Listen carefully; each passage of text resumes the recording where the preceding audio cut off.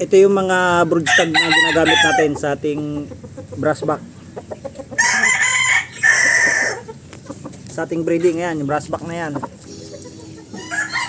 Tsaka itong broodstag na to.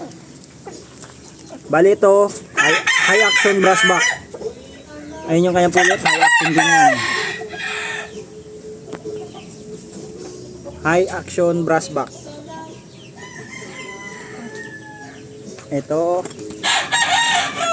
Tsaka itong isa na putol lang paa.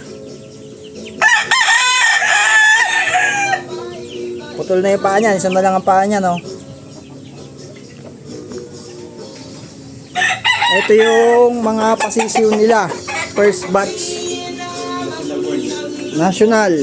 Yan. Pwede tayong mag-out yan sa susunod. Pag mga 3 months na sila or 4 months. Trio or pair, pwede tayong maka-acquire niyan. Ayan. First batch pa lang. National born. Brass back.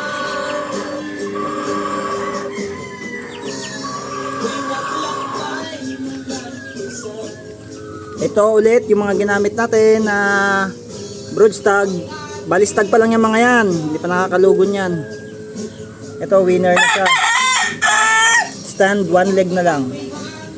Saka ito butcher to. Brass back butcher yan. Brass back butcher, tapos yun nandito natin ay high action. Bali yung mga pulit niyan, yung ibang mga inahin pala niyan, nakuha na, yan na lang inahin natitira, dalawa. Tsaka meron pa dito, ito. Nag-iitlog pa yan. Ito, wala na, sira na yung balahibo. Sira na ang balahibo, maglulugo na.